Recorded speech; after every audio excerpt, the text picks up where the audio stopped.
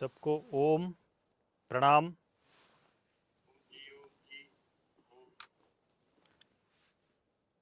आज के इस भगवत गीता सत्र में मैं आप सबका स्वागत करता हूं। प्रत्येक सत्र की तरह सब सीधे बैठेंगे और 3 बार परमात्मा के पवित्र नाम ओम का उच्चारण करेंगे। ओम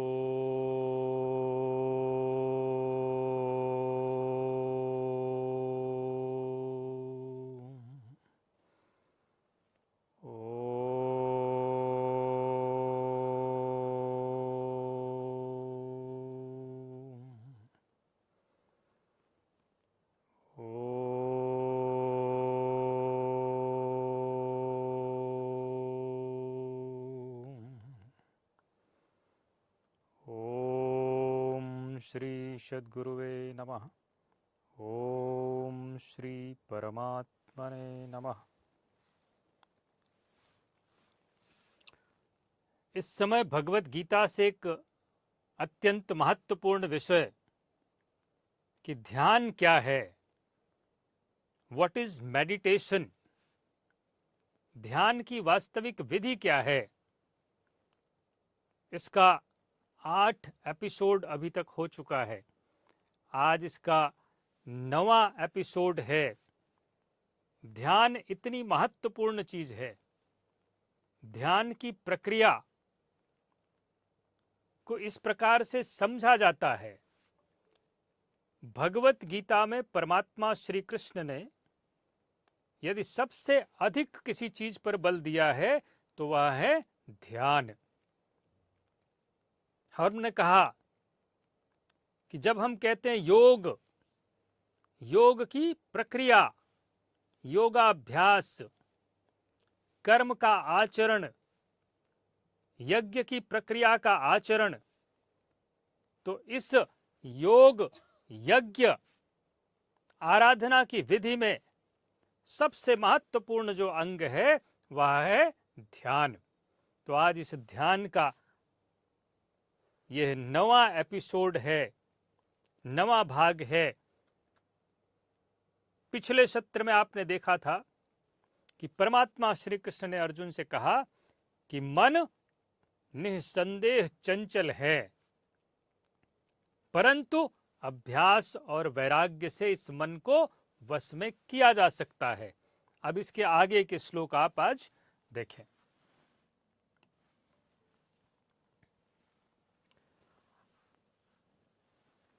अध्याय 6 का श्लोक नंबर 36।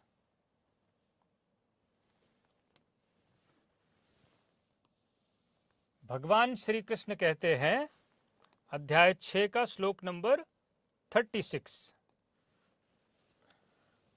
असंयतात्मना योगो। इसीलिए भगवान ने कहा कि मन को संयत करना बड़ा आवश्यक है। यदि मन संयम में नहीं है, मन का संयम नहीं किया गया, असंयतात्मना योगो दुष्प्राप इति में मति ही, जिसने अपने मन को संयमित नहीं किया है, मन का निरोध नहीं किया है, मन को वश में नहीं किया है, उसके लिए योग का प्राप्त होना दुष्प्राप, अत्यंत कठिन है, असंभव है। और योग का अर्थ है परमात्मा के साथ आपकी आत्मा का संयोग हो जाना। यही ध्यान का लक्ष्य है। परमात्मा का साक्षात्कार, परमात्मा का दर्शन, आत्मा का साक्षात्कार, आत्मा का दर्शन, यही ध्यान का लक्ष्य है। तो भगवान ने स्पष्ट कर दिया, यदि आपने अपने मन को वश में नहीं किया तो फिर यह परमात्मा की तरफ नहीं जाएगा, प्रकृति की तरफ जाएगा, भोगों की तरफ, कामनाओं की तरफ, वासनाओं की तरफ भागेगा। योग का मिलना, योग का प्राप्त होना ऐसे मनुष्य के लिए कठिन है। परंतु भगवान कहते वश्यात्मना तुयतता शक्यो अवाप्तुम उपायतः। यदि आपने अपने मन को वश में कर लिया है और आप भगवत गीता में बताई हुई विधि से योग क्रिया का कर्म का आचरण करते हैं तो भगवान कहते हैं इस योग का प्राप्त होना शक्यो, संभव है। तभी आपको इस योग की प्राप्ति हो सकती है। अब भगवान इसको स्पष्ट करते हैं। भगवान ने कहा अर्जुन, मन को वश में न करने वाले पुरुष के लिए योग प्राप्त होना कठिन है। योग एक प्राप्ति है। भगवत गीता में बताई हुई यज्ञ की प्रक्रिया, ध्यान की प्रक्रिया के द्वारा योग की पराकाष्ठा तक पहुंचा जाता है।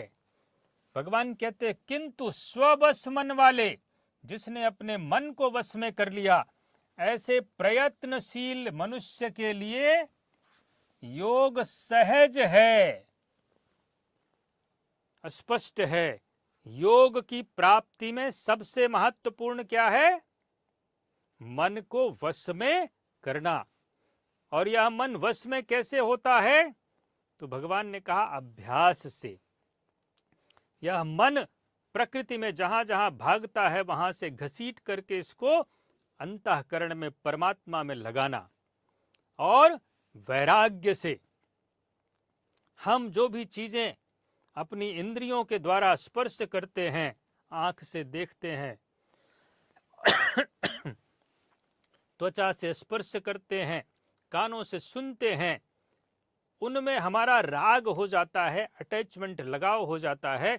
भगवान कहते वहां से घसीट करके उन इंद्रियों से, इंद्रियों के विषयों से मन को घसीट करके परमात्मा में लगाना, उन विषयों में राग न होने देना, अटैचमेंट न होने देना, ये वैराग्य है। तो जब हम अभ्यास और वैराग्य का आचरण करते हैं तो हमारा मन धीरे धीरे हमारे वश में हो जाता है। एक दिन में नहीं होता, एक साल में भी नहीं हो जाएगा, परंतु जिस दिन से आप अभ्यास और वैराग्य इसका आचरण करने लगते हैं, धीरे धीरे मन वश में होने लगता है। निरंतर अभ्यास और निरंतर वैराग्य का आचरण करने पर एक स्थिति ऐसी आती है कि आपके मन पर आपका पूर्ण नियंत्रण हो जाता है। आप मन को जिस परमात्मा में लगाना चाहते हैं वहां उसको हमेशा हमेशा के लिए स्थिर कर सकते हैं। तो भगवान ने कहा उसके लिए योग का प्राप्त होना सहज है, सरल है, ऐसा मेरा अपना मत है। अब भगवान ने अर्जुन से कहा कि मन को वश में करना जितना तू कठिन मान बैठा है, हम सब यही जानते हैं, हम सब समझते मन तो वश में हो ही नहीं सकता, असंभव। अर्जुन ने भी यही कहा था, चंचलम हि मनः कृष्ण प्रमाथि बलवद दृढ़म तस्याहम निग्रहम मन्ये वायोरिव सुदुष्करम। उसने भी कहा था असंभव, हो ही नहीं सकता। हम सब भी यही जानते हैं, यही मानते हैं, और इसीलिए हम इसको वहीं पर छोड़ देते हैं, हम प्रयत्न ही नहीं करते। भगवान कहते हैं इसको वश में करना कठिन है, परंतु जितना कठिन तुम मान बैठे हो उतना कठिन नहीं है। अभ्यास और वैराग्य का आचरण प्रारंभ तो करो, देखो कैसे मन वश में आता है। तो भगवान ने कहा जितना कठिन तुम मान बैठा उतना कठिन नहीं है, अतः इसे कठिन मानकर छोड़ मत दो कि ना ना ये तो हो ही नहीं सकता। प्रयत्न पूर्वक लगकर योग को प्राप्त कर, क्योंकि मन वश में करने पर ही योग संभव है। अब यदि हम योगी बनना चाहते हैं, संयमी बनना चाहते हैं, तो हमें मन को वश में करने का अभ्यास करना पड़ेगा, इसी भगवत गीता में बताई हुई विधि से। ये बाहर जो आपको ध्यान सिखाते हैं ना कि मन जहां जाता है उसे जाने दो, स्वतंत्र छोड़ दो, ये केवल मूर्ख बना रहे हैं, खुद भी पथभ्रष्ट हैं और आपको भी पथभ्रष्ट कर देंगे। अब इसके आगे का श्लोक देखें, बड़ा सुंदर श्लोक है। अध्याय 3 का श्लोक नंबर 30 भगवान कहते मयि सर्वाणि कर्माणि। आपको संपूर्ण विधि हमने कहा स्वयं परमात्मा श्री कृष्ण ने, जिसके निमित्त आप ध्यान करते हैं, उन महापुरुष ने ही आपको ध्यान की संपूर्ण विधि बता दिया। भगवान ने कहा मयि सर्वाणि कर्माणि सन्न्यस्य अध्यात्म चेतसा निराशीर निर्ममो भूत्वा। इस पर ध्यान दें, युध्यस्व विगत ज्वरः। बड़ा विचित्र युद्ध है। अब लोगों ने एक भ्रम फैला रखा है कि भगवत गीता में परमात्मा श्री कृष्ण ने अर्जुन को उपदेश दे करके वो जो कुरुक्षेत्र में होने वाला युद्ध था, बाहरी युद्ध, उससे वो भाग रहा था, उस युद्ध के लिए उसको प्रेरित कर दिया। आप देखिए जरा कौन सा युद्ध है भगवत गीता में। भगवान कह रहे हैं मयि सर्वाणि कर्माणि, संपूर्ण कर्मों को, तू जो ध्यान कर रहा है, जो जप कर रहा है, जो तप कर रहा है, इस सब को मुझे अर्पित करके मयि सर्वाणि कर्माणि। और भगवत गीता में हमने कहा कि किसी भी सांसारिक कर्म को भगवान ने कर्म नहीं कहा, उसको बंधनकारी कर्म कहा। केवल जो आराधना कर्म है, जिसमें इंद्रियों का संयम, मन का संयम, ध्यान, श्वासों पर ध्यान, ये जो कर्म है जो हमारे विकारों को नष्ट करता है, केवल इसी कर्म को भगवत गीता में परमात्मा श्री कृष्ण ने कर्म, नियत कर्म कह के संबोधित किया, कार्यम कर्म कहा। भगवान कहते इस संपूर्ण कर्मों को मुझे समर्पित कर दे, ताकि अहंकार ना आए तुम्हारे मन में कि मैं कर रहा हूं, मैं योगी हूं, मैं ध्यानी हूं, मैं तपस्वी हूं। आजकल जितने कथावाचक आपको जेल में जाते हुए दिखाई दे रहे ना, यही कारण है। मैं योगी हूं, मैं चमत्कारी हूं, मैं तपस्वी हूं, मैं आपको ये दे दूंगा, मैं आपको वो दे दूंगा।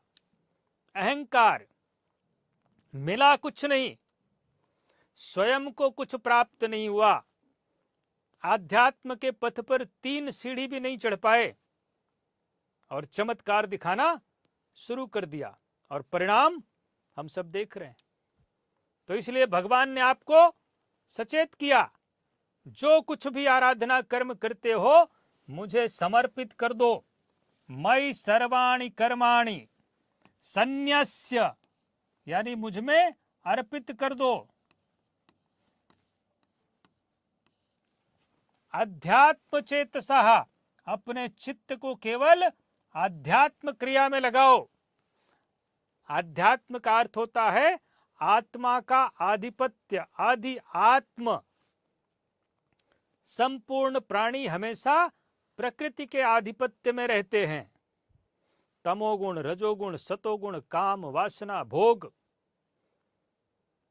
जिस दिन से हमारा मन, हमारा चित्त, हमारी बुद्धि आत्मा के नियंत्रण में आ जाता है, आदि आत्म, हम भगवान की तरफ मुड़ जाते हैं। यह अध्यात्म।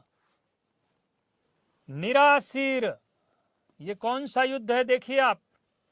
निराशीर निर्ममो भूत्वा युध्यस्व, आशा रहित होकर के, संपूर्ण आशा तृष्णा का परित्याग कर दिया। निराशीर, निर्ममो, किसी में ममता नहीं, न भोग में, न वासना में, न मनुष्य में, न स्वर्ग में, किसी में भी ममत्व नहीं रह जाए।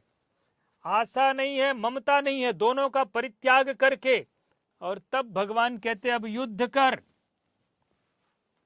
ये कौन सा युद्ध है? युद्धस्व। जहां पर न आशा है न ममता है, ऐसा व्यक्ति कौन सा युद्ध करेगा? निराशीर निर्ममो भूत्वा युद्धस्व विगत ज्वरः। संताप भी नहीं है, विगत ज्वराः। अब आप बताइए, संपूर्ण कर्मों को परमात्मा में समर्पित कर दिया, मन बुद्धि चित्त आध्यात्म में लगा हुआ है, आशाओं का परित्याग कर दिया, ममता का परित्याग कर दिया, अब वहां बचा क्या? कौन है उसका शत्रु जिससे ऐसा व्यक्ति युद्ध करेगा? संताप नहीं, किसी तरह का ईर्ष्या नहीं, द्वेष नहीं। ये भगवत गीता का युद्ध है। ये युद्ध होता है जब आप ध्यान में बैठते हैं, आशाओं का परित्याग करके, ममता का परित्याग करके, संताप का परित्याग करके, संपूर्ण कर्मों को परमात्मा में समर्पित करके, चित्त को आध्यात्म में लगा करके जब आप ध्यान में बैठते हैं, तो उस समय प्रकृति काम क्रोध लोभ मोह राग द्वेष जिनको आप परित्याग करते हैं, आपके ऊपर आक्रमण करते हैं, जिनको आप बाहर फेंकना चाहते हैं, आपके भीतर प्रवेश करना चाहते हैं, इनको निकाल के बाहर फेंकना, इनका परित्याग करना। ये आक्रमण करें तो इनको बाहर धक्का दे के भगा देना, इनसे संघर्ष करके इनको हमेशा के लिए बाहर निकालना। यही भगवत गीता का युद्ध है, यही संघर्ष है। अब भगवान कहते हैं ऐसा युद्ध कर। कब? ध्यान में बैठकर। और जो महापुरुष होते हैं, जो क्षत्रिय स्तर पर पहुंचा हुआ साधक है, ब्राह्मण स्तर पर पहुंचा हुआ, ब्राह्मण की निचली सीढ़ी पर खड़ा हुआ जो ब्राह्मण है, ये निरंतर इस युद्ध का अभ्यास करते हैं। एक क्षण के लिए भी अपने भीतर विकारों का प्रवेश नहीं होने देते, निरंतर इनके साथ युद्ध करते हैं। आरंभिक अवस्था में जब हम 1 घंटे ध्यान करते हैं, 2 घंटे ध्यान करते हैं, आधे घंटे ध्यान करते हैं, तो हमें इसी युद्ध का अभ्यास करना चाहिए। यही युद्ध करना चाहिए कि हम आधे घंटे अपने भीतर विकारों को प्रवेश नहीं करने देंगे, भीतर उठने भी नहीं देंगे। काम क्रोध लोभ मोह राग द्वेष किसी प्रकार का चिंतन न हम उठने देंगे और न बाहर के विकारों को ग्रहण करेंगे। ये भगवत गीता का युद्ध है। अब इसको और स्पष्ट किया भगवान ने। परमात्मा श्री कृष्ण कहते हैं, इसलिए अर्जुन तू अध्यात्म चेतसा, अंतरात्मा में चित्त का निरोध करके, आदि आत्म चेतसा, ध्यानस्थ होकर, ध्यान दे शब्द पर, ध्यानस्थ होकर। अध्यात्म चेतसा का अर्थ है शुद्ध रूप से ध्यानस्थ होकर, संपूर्ण कर्मों को मुझ में अर्पण करके, आशा रहित, ममता रहित और संताप रहित होकर युद्ध कर।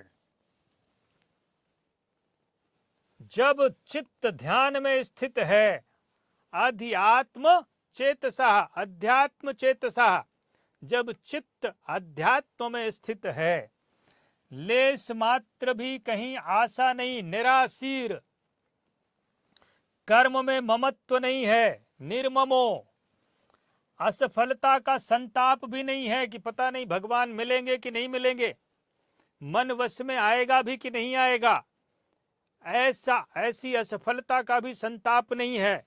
हम लगे हैं तो आएगा ही आएगा, हम पथ पर चल रहे हैं तो भगवान का दर्शन होगा ही होगा, यह विश्वास, उसे संताप नहीं है कि हम कहां तक पहुंचे, कहां आगे बढ़ पाएंगे कि नहीं बढ़ पाएंगे, किसी तरह का संताप नहीं। अब ऐसा पुरुष कौन सा युद्ध करेगा?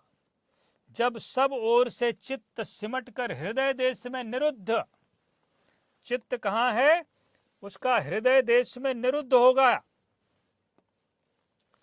निरुद्ध होता जा रहा है। अब वह लड़ेगा किस लिए? सांसारिक चीजों में जिसका कोई लगाव ही नहीं रह गया, बाहर के किसी व्यक्ति से, किसी मनुष्य से जिसका न ममत्व है, न द्वेष है, न कोई शत्रु है, न मित्र है, तो वो लड़ेगा किससे? वहां है कौन? अकेले बैठा है, अध्यात्म चेतसा में बैठा हुआ है, तो वहां लड़ने के लिए है कौन? भगवान कहते हैं वास्तव में जब आप ध्यान में प्रवेश करेंगे तभी युद्ध का सही स्वरूप खड़ा होता है। अब मैं आपसे एक प्रश्न करता हूं, ये बाहर जितने ध्यान सेंटर खुले हुए हैं, कभी किसी ध्यान सिखाने वाले ने आपको युद्ध करना सिखाया? और वो जानता भी है कि ध्यान में युद्ध करना पड़ता है। जो महापुरुष हैं, जो योगी हैं, जो वास्तविक सन्यासी हैं, वो भली प्रकार जानते हैं कि ध्यान में बैठने पर ही युद्ध शुरू होता है। तो यदि आप ध्यान करना चाहते हैं तो आपको यह भगवत गीता का युद्ध लड़ना पड़ेगा। जो युद्ध भगवान ने, जो युद्ध करने का निर्देश अर्जुन को दिया, वही युद्ध हम सबको करना पड़ेगा। और ये विकार ऐसा नहीं कि किसी एक व्यक्ति में है, सब में भरे पड़े हैं। इसलिए प्रत्येक मनुष्य को भगवत गीता का युद्ध करना पड़ेगा। वो स्त्री हो, पुरुष हो, किन्नर हो, मनुष्य है, अपवाद स्वरूप जानवरों भी करते हैं। अपवाद स्वरूप कभी कभी आपने सुना होगा कि कोई बंदर ध्यानी है,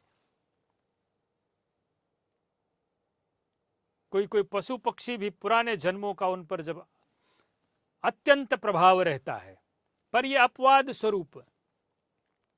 मनुष्य के लिए युद्ध करने के अतिरिक्त कोई मार्ग ही नहीं है।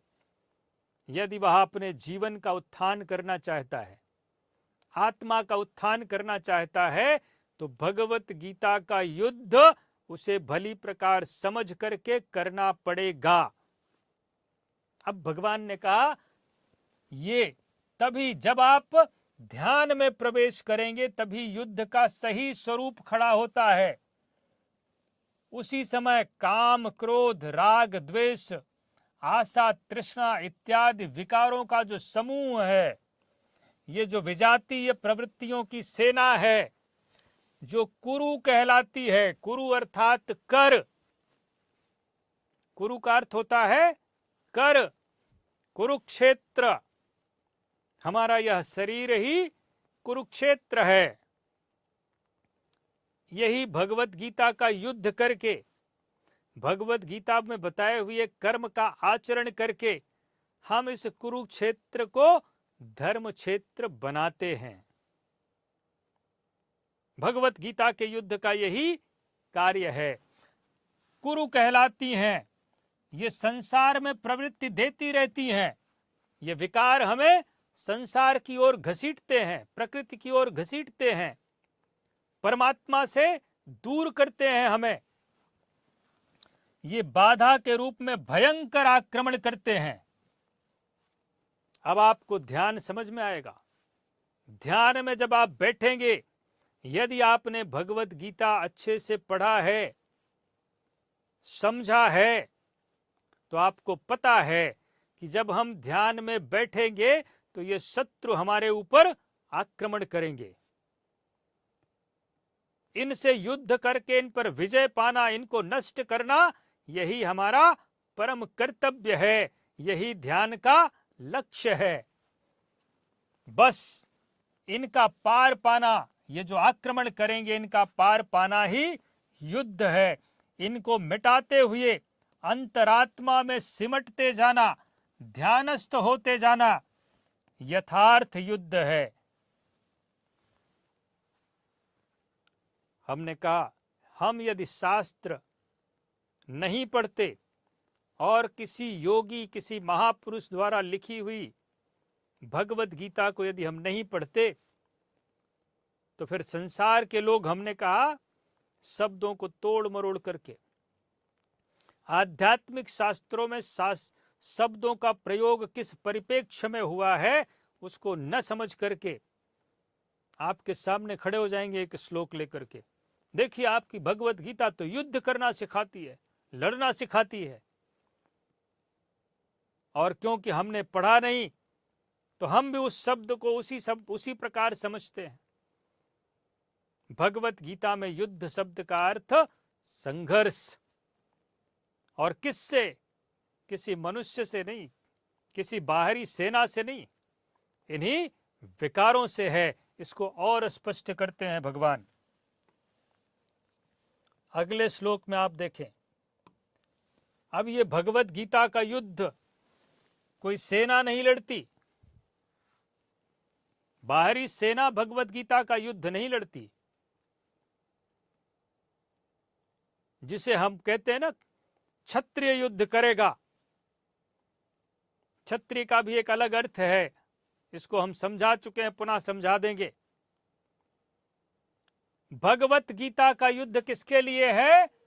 भगवान कहते, ठीक उसी के बाद का श्लोक है। अभी आपने जो देखा, श्लोक नंबर फिर से हम आपको दिखा दे रहे हैं। अध्याय 3 का श्लोक नंबर 30 आपने देखा, जहां पर युद्ध की बात थी। स्पष्ट देख लें आप लोग। अध्याय 3 का श्लोक नंबर 30, निराशीर निर्ममो भूत्वा युद्धस्व विगत ज्वरः। और इसके ठीक बाद का श्लोक आप देखें, जिससे किसी तरह का भ्रम नहीं रह जाए आपको। भगवत गीता के अध्याय 3 का श्लोक नंबर 31, भगवान कहते, ये मे मतम इदम। ये मैं आपके लिए संधि विच्छेद कर दे रहा हूं। मतम इदम नित्यम। बड़ा विचित्र युद्ध है। नित्यम, हर पल हर क्षण करना पड़ता है। नित्यम अनुतिष्ठन्ति, अनुतिष्ठन्ति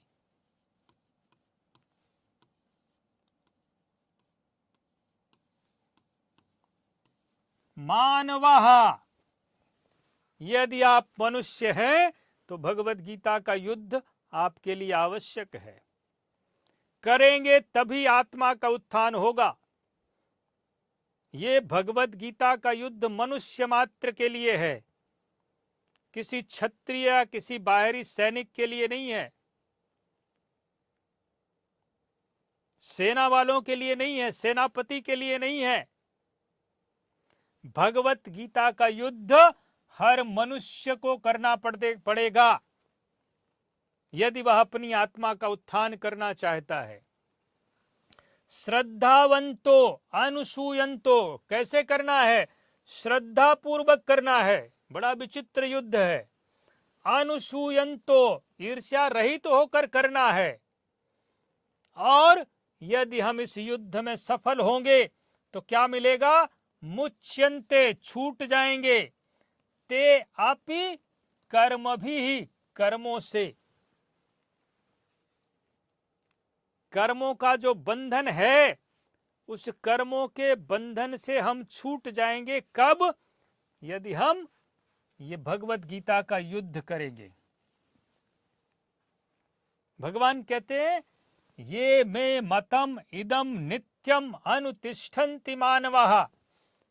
जो नित्यम, सदैव मेरे इस मत के अनुसार चलता है। कौन सा मत? ममता रहित होकर, आशा रहित होकर युद्ध कर। भगवान कहते, जो मनुष्य इसका आचरण करेगा, कैसे?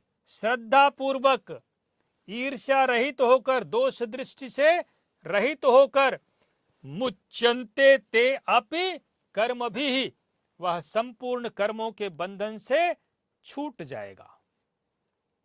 अब इसको भगवान ने स्पष्ट किया, आप देखें। ये मे मतम इदम नित्यम, बड़ा सुंदर श्लोक है।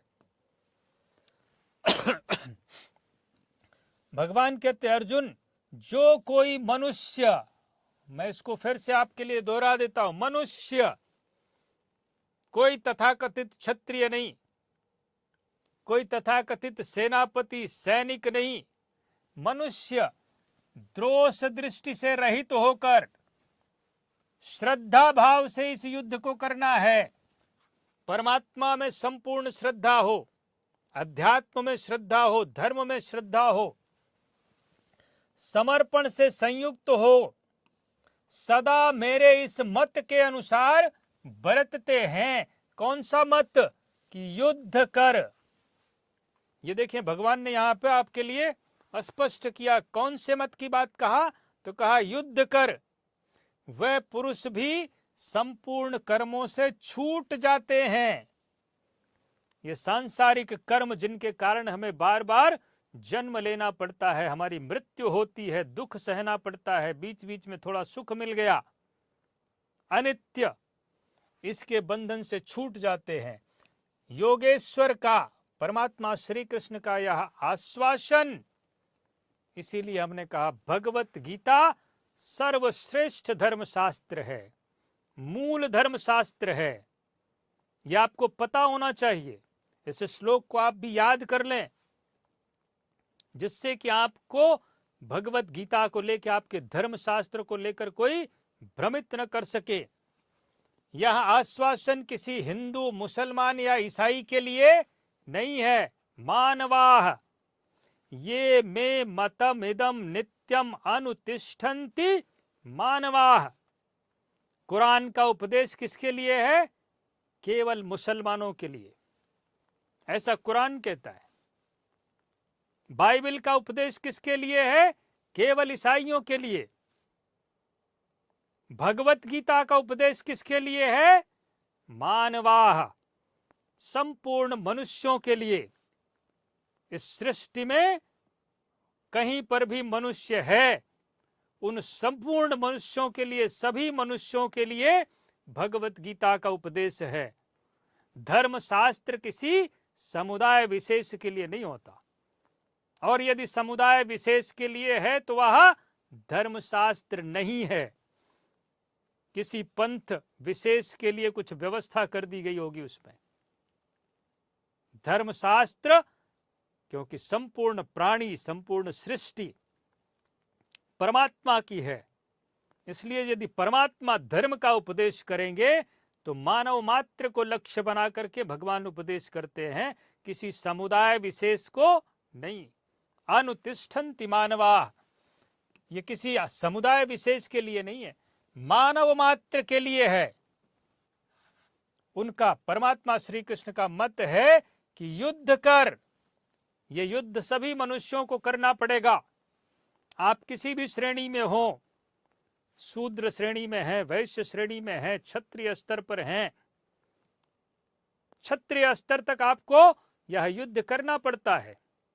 ब्राह्मण स्तर पर युद्ध समाप्त हो गया रहता है, वहां पर विकार नष्ट हो चुके रहते हैं। ब्राह्मण की अवस्था वाला महापुरुष हमेशा इसी ध्यान में रहता है, वो विकारों को नष्ट कर चुका है। शूद्र स्तर पर यह युद्ध थोड़ा करना पड़ता है। वैश्य स्तर पर इस युद्ध का प्रभाव, यह युद्ध बढ़ता है, और क्षत्रिय स्तर पर यह युद्ध पूरी तरह से निखर कर सामने आता है। यहीं पर वास्तविक युद्ध लड़ा जाता है। अर्जुन क्षत्रिय स्तर पर था, तीसरे स्तर पर। यहीं पर हम इन विकारों से डरकर भागते हैं। हम डरते हैं इन विकारों से, काम, क्रोध, लोभ, मोह। इसीलिए भगवान ने भगवत गीता का उपदेश, इस युद्ध का उपदेश, योग का उपदेश अर्जुन को दिया, क्योंकि क्षत्रिय स्तर पर हमें परमात्मा की, सद्गुरु की, उनके उपदेश की सर्वाधिक आवश्यकता होती है। तो भगवान ने कहा युद्ध कर। इससे ऐसा प्रतीत होता है, अब आप देखें, इससे ऐसा प्रतीत होता है कि यह उपदेश युद्ध वालों के लिए है, सांसारिक युद्ध वालों के लिए। अब आप इसको स्पष्ट देखें, भगवान ने क्या कहा। अब अर्जुन के समक्ष तो सौभाग्य से विश्व युद्ध की संरचना थी। महाभारत का युद्ध उस समय हो रहा था कौरवों पांडवों के बीच। अर्जुन के समय आपके सामने तो कोई युद्ध नहीं है, आप भगवत गीता के पीछे क्यों पड़े हैं? यह प्रश्न उठता है, और इसीलिए समाज के लोग भगवत गीता पढ़ते भी नहीं। उनको लगता है अर्जुन को तो युद्ध करना था महाभारत का, हमें कौन सा युद्ध करना है, हम भगवत गीता क्यों पढ़ें। तो आप क्यों पढ़े भगवत गीता? क्योंकि कर्मों से छूटने का उपाय युद्ध करने वालों के लिए है। यदि आप भगवत गीता में बताए हुए युद्ध को नहीं करेंगे तो आप कर्मों से कभी नहीं छूटेंगे। ये कर्म आपका पीछा नहीं छोड़ेंगे, ये कर्मों का बंधन कटेगा ही नहीं, फिर बार बार जन्म मृत्यु दुख भोगना पड़ेगा। भगवान कहते हैं ऐसा कुछ नहीं। वस्तुतः यह अंतर्देश की लड़ाई है। भगवत गीता के युद्ध का बाहर के युद्ध से कोई लेना देना ही नहीं है। हमने कहा जो बाहरी युद्ध है उसे करना अर्जुन का रोज का काम था, वो उस युद्ध से नहीं भाग रहा था। जो अंतःकरण का युद्ध था, मन को कैसे वश में किया जाए, इंद्रियों को कैसे वश में किया जाए, काम क्रोध लोभ मोह को कैसे पराजित किया जाए, इस युद्ध से वह भाग रहा था। क्षेत्र और क्षेत्रज्ञ का, विद्या और अविद्या का, धर्म क्षेत्र और कुरुक्षेत्र, ये धर्म क्षेत्र ये कुरुक्षेत्र, क्षेत्र और क्षेत्रज्ञ, आत्मा और विकार, विद्या और अविद्या। विद्या अर्थात वह विधि जो हमें परमात्मा की ओर ले जाती है, अविद्या जो हमें प्रकृति की ओर घसीटती है। इन दोनों का संघर्ष यही धर्म क्षेत्र और कुरुक्षेत्र है। विद्या यदि सफल होती है तो हमारे इस शरीर को, मन को, चित्त को, बुद्धि को धर्म क्षेत्र बना देती है, और यदि अविद्या सफल हुई इस युद्ध में तो हमारे भीतर विकारों को, भय को, अंधकार को और बढ़ा देगी, घना कर देगी। आप ज्यों ज्यों ध्यान में चित्त का निरोध करेंगे तो विजातीय प्रवृत्तियां, काम क्रोध लोभ मोह, यही विजातीय प्रवृत्तियां हैं। ये विजातीय प्रवृत्तियां बाधा के रूप में प्रत्यक्ष होती हैं, भयंकर आक्रमण करती हैं। जो ध्यान नहीं जानता वो भगवत गीता का युद्ध कभी उसके सामने आएगा ही नहीं। ये भयंकर आक्रमण करती हैं। इनका समन करते हुए, इन विजातीय प्रवृत्तियों को मिटाते हुए, विकारों को मिटाते हुए चित्त का निरोध करते जाना, मन को, चित्त को अंतरात्मा में अंतर्मुखी करते जाना, यही युद्ध है। जो दोष दृष्टि से रहित होकर श्रद्धा के साथ इस युद्ध में लगता है, हमने कहा बड़ा विचित्र युद्ध है। यह युद्ध श्रद्धा के साथ करना पड़ता है, दोष दृष्टि से रहित होकर करना पड़ता है। जिसे परमात्मा में दोष दिखाई देता है, जिसे धर्म में दोष दिखाई देता है, वह इस युद्ध में सफल होगा ही नहीं। जिसमें श्रद्धा नहीं है, श्रद्धावान लभते ज्ञानम तत्परः संयतेन्द्रियः, श्रद्धा नहीं है तो इस युद्ध में कभी सफल नहीं हो सकता। वह कर्मों के बंधन से, आवागमन से, कर्मों का बंधन ही आवागमन का कारण है, आवागमन से भली प्रकार छुटकारा पा जाता है। जो इस युद्ध में प्रवृत्त नहीं होता उसकी क्या गति होती है, इस पर भगवान श्री कृष्ण कहते हैं। अब ये तो जो ये युद्ध करेगा उसे क्या मिलेगा? कर्मों के बंधन से छूट जाएगा, मोक्ष प्राप्त कर लेगा, अपनी आत्मा का दर्शन करेगा, परमात्मा का दर्शन करेगा, इस जन्म मृत्यु के बंधन से सदा सदा के लिए छूट जाएगा। अब जो इस युद्ध को नहीं करेगा उसकी कौन सी गति होती है, उसकी क्या हानि होगी, उसे क्या नहीं मिलेगा, यह हम आपको अगले सत्र में बताएंगे। अध्याय 3 का श्लोक नंबर 32। सब सीधे बैठेंगे और 3 बार पुनः परमात्मा के पवित्र नाम ओम का उच्चारण करेंगे। ओम।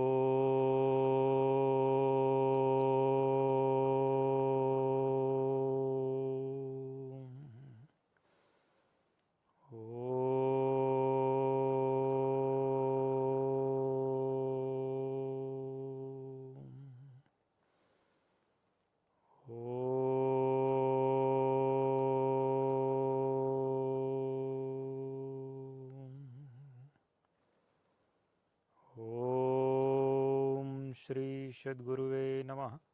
ओम श्री परमात्मने नमः।